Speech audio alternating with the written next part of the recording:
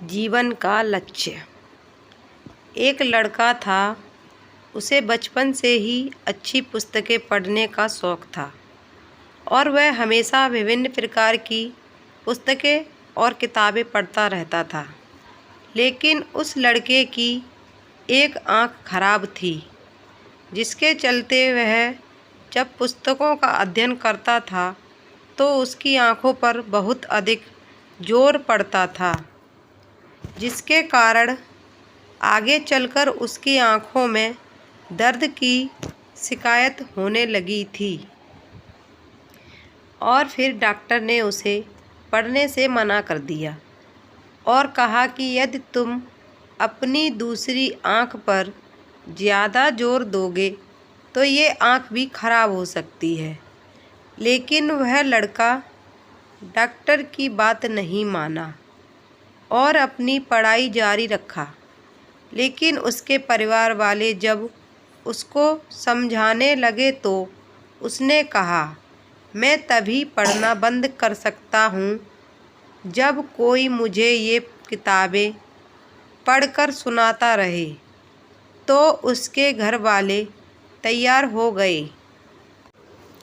तब वह लड़का इसी तरह पढ़ता रहा और उसके घर वालों को जब भी खाली समय मिलता तब उसे उसकी किताबें पढ़कर सुना देते, जिससे वह लड़का याद कर लेता।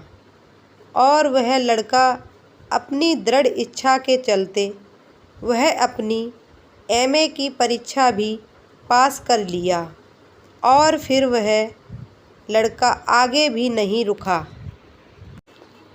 और अपनी पढ़ाई जारी रखा।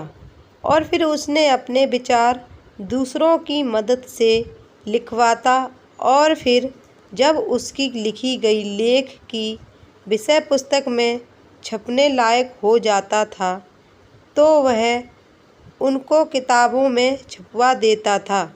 इस प्रकार उस लड़के ने कई महान पुस्तकें लिखीं जो कि जीवन की सकारात्मक पहलू को दर्शाते थे। पता है दोस्तों, यही लड़का आगे चलकर फ्रांस के मशहूर दार्शनिक जयपाल सत्रा के नाम से मशहूर हुआ। कहानी से शिक्षा। तो देखा आपने दोस्तों, यदि हमारे मन में कुछ कर गुजरने की इच्छा हो तो हम चाहे कितने ही मजबूर क्यों ना हो, हम अपनी मंजिल किसी भी हालत में पा ही लेते हैं।